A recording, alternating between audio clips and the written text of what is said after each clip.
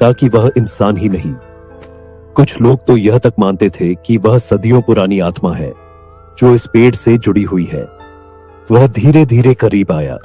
उसके कदमों के साथ उसकी पुरानी लकड़ी की छड़ी जमीन पर बज रही थी। उसकी आंखें अंधेरे में जलते हुए अंगारों की तरह लाल दिख रही थीं। अरे यार, तुम लोग आज फिर मेरे इंतजार में बैठे हो? हाँ बाबा, क्योंकि यह पेड़ आपके बिना चुप रहता है क्या? हम जानते हैं आपके पास वे राज हैं जो और किसी के पास नहीं। रामलोचन चाचा ने मुस्कुराकर पेड़ की शाखाओं की तरफ देखा। अचानक शाखाएं अपने आप हिलने लगीं, जैसे किसी ने उन्हें पकड़कर जोर से झकझोर दिया हो। हवा फिर भी नहीं थी। आप लोगों को पता है क्या, यह पेड़ आज भी जाग रहा है, यह आज भी बोल रहा है, और जो कुछ यह कहता है वह हमेशा सच होता है। उसी पल पेड़ की जड़ों के नीचे से एक हल्की सी आवाज उभरी, जैसे कोई औरत जमीन के अंदर से रो रही हो। आवाज इतनी धीमी थी कि तीनों बुजुर्गों के रोंगटे खड़े हो गए। रामलोचन चाचा, ये कैसी आवाज है? क्या वाकई कोई दफन है इसके नीचे? हाँ, ये वही है, वह आत्मा जो इस पेड़ से बंधी हुई है। उसकी कहानी अभी खत्म नहीं हुई। वह आज भी चाहती है कि कोई उसे सुन ले और उसकी मीठी बातों में खो जाए। और याद रखो, यह पेड़ कभी झूठ नहीं बोलता।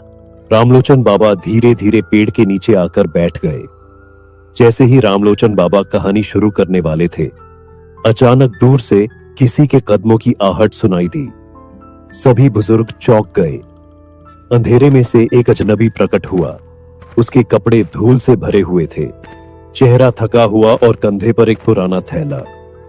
वह पीपल के पेड़ के पास आया और बोला, सलाम बुजुर्गों, मैं एक मुसाफिर हूं, रास्ता भटक गया हूं। रात अंधेरी हो चुकी है। क्या मैं ये रात तुम्हारे गांव में गुजार सकता हूं? हाँ, मगर हमारे घरों में जगह नहीं है।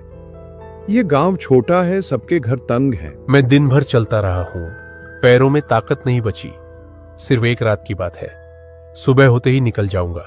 अगर जगह चाहिए तो यही पेड़ है, लोग अक्सर यहाँ बैठते हैं। तुम चाहो तो इसके नीचे आज रात आराम कर लो। अजनबी चौंक कर पेड़ की तरफ देखता है।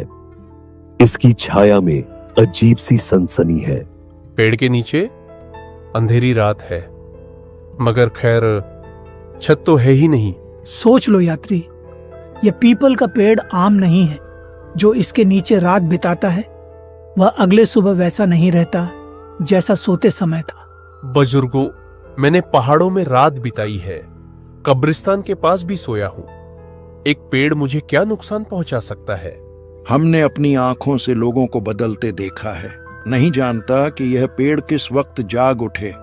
तुम्हें हमारे घरों में जगह नहीं मिलेगी, फैसला तुम्हारा है। तो ठीक है, मैं चलता हूं।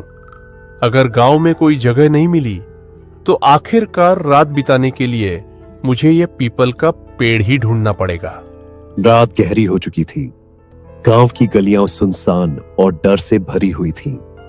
यात्री बार बार गांव के दरवाजों पर दस्तक देता रहा, लेकिन किसी ने दरवाजा नहीं खोला। लोग अंदर से धीरे धीरे फुसफुसाते रहे, मगर बाहर निकलने की हिम्मत किसी में नहीं थी। यात्री थक कर गली के बीच खड़ा हुआ और खुद से बोला, अरे यार, ये कैसे लोग हैं? कोई भी मदद के लिए तैयार नहीं। उसने कुछ पल सोचा कि शायद आगे कहीं कोई सराय या छोटा सा डेरा मिल जाए, लेकिन गांव अंधेरे में डूबा हुआ था।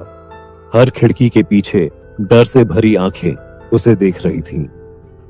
एक बूढ़ी औरत ने अपनी बेटी से फुसफुसाते हुए कहा, देखो, ये वही हो रहा है जो रामलोचन चाचा ने कहा था। अजनबी आया है, अब पेड़ जागेगा। बेटी ने डरते डरते पूछा, मां, क्या वह पेड़ वास्तव में इतना खतरनाक है? मां ने कांपती आवाज में कहा, हाँ बेटा, अगर वह वहां बैठ गया और वह इस चालवा की मिट्टी मिट्टी बातों में आ गया तो उसकी यह रात आखिरी होगी। यात्री को किसी की फुसफुसाहट सुनाई दी, लेकिन उसने ध्यान नहीं दिया। वह थका हारा गांव के किनारे की ओर बढ़ा और आखिरकार उसी पीपल के पेड़ के नीचे पहुंच गया। वह पेड़ बहुत पुराना और ऊंचा था। इसकी शाखाएं हवा में हिल रही थीं और जड़ें जमीन से बाहर निकलकर सांप की तरह फैल गई थीं। चांदनी उन जड़ों पर पड़ रही थी जैसे कोई पुरानी हड्डियां चमक रही हो। चलो यार, एक रात की ही तो बात है। सुबह होते ही मैं यहां से निकल जाऊंगा। ये सब गांव वालों की झूठी बनाई हुई कहानियां हैं, सच थोड़ी है। लेकिन जैसे ही वह थोड़ा शांत हुआ, अचानक हवा का झोंका आया और पेड़ की शाखाएं जोर से हिलने लगी। पक्षियों का झुंड अचानक उड़ गया, जैसे किसी ने उनके घोंसले को हिला दिया हो। फिर वही पल आया। पेड़ की जड़ों के नीचे से एक धीमी मगर मोहक महिला की आवाज उठी। यात्री, तुम यहाँ आए हो। तुम अकेले हो और मैं तुम्हारे करीब आना चाहती हूँ। मेरी बहुत मन कर रही है। यात्री चौंक गया।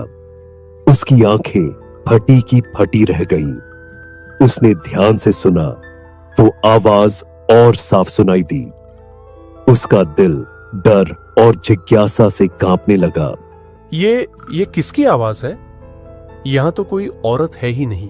उसने उठकर चारों तरफ देखा। चारों ओर सन्नाटा और अंधेरा था, लेकिन आवाज फिर गूंजी। मैं तुम्हें देख रही हूँ। तुम्हारी थकान और तन्हाई महसूस कर रही हूँ। क्यों ना तुम मेरा सहारा ले लो। यात्री का शरीर पसीने से भीग गया।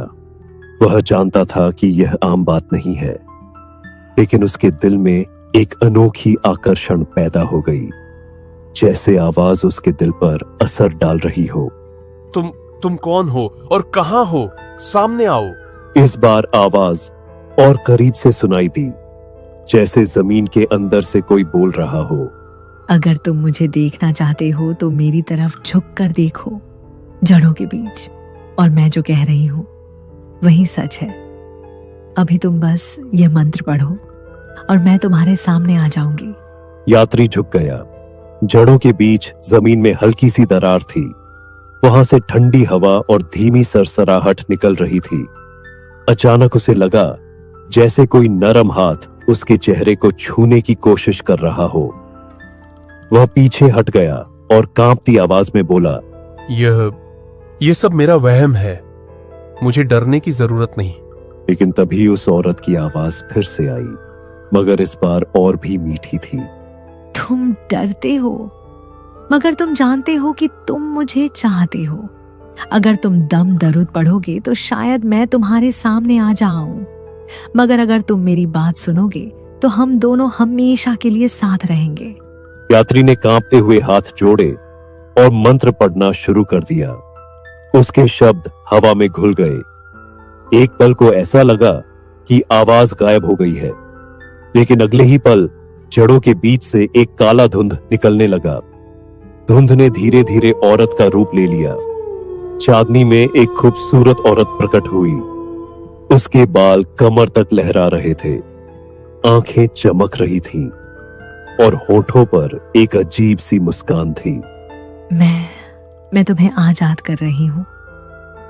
तुमने मुझे सदियों बाद जगाया है, यात्री। नहीं, ये मुमकिन नहीं। ये सब झूठ है। नहीं यात्री, ये सच है। और अब रात का खेल शुरू हो गया है।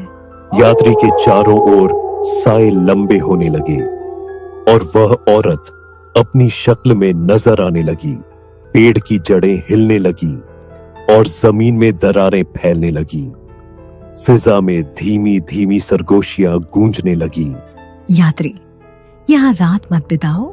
ये तुम्हारी आखिरी रात है। यात्री कांपता रहा। वह भागना चाहता था, मगर उसके कदम जैसे जमीन में धंस गए। उसने आखिरी कोशिश में ऊंची आवाज में मंत्र पढ़ना शुरू किया, लेकिन औरत के चेहरे पर पल भर के लिए गुस्सा आया। फिर उसकी हंसी हवा में गूंज उठी। यात्री, अब तुम न भाग सकते हो और न ही बच सकते हो। यात्री की चीखें गांव में गूंज रही थीं। गांव वालों ने सुना कि एक यात्री चीख रहा है। पीपल के पेड़ की जड़ें सांप की तरह उसके शरीर के चारों ओर लिपट गईं। वह औरत जो असल में चला आवा थी, अब पूरी तरह आजाद हो चुकी थी। सुबह होते ही गांव वाले पेड़ के पास आए। जमीन पर यात्री का थैला और जूते पड़े थे, लेकिन यात्री खुद गायब था। मैंने कहा था, जो इस औरत की आवाज के जादू में आ जाए वो जिंदा वापस नहीं आता। गांव के लोग डर के मारे एक दूसरे को देखने लगे। किसी में इतनी हिम्मत नहीं थी कि वह पेड़ के पास जाए। दोस्तों, यह कहानी वही थी जो सदियों से इस गांव के लोग सुनाते आए हैं। कहा जाता है कि अगर कोई अजनबी इस पीपल के पेड़ के नीचे रात बिताए और उस औरत की बातों में आ जाए तो फिर उसकी सुबह कभी नहीं होती। अगर आपके गांव में भी कोई ऐसा पेड़, कोई ऐसा खंडहर या ऐसी जगह है तो याद रखिए विख्यात वहां रात मत बिताइए, क्योंकि कौन जानता है कि आवाज जो आपको बुलाती है वह इंसान की है या चला आवे की।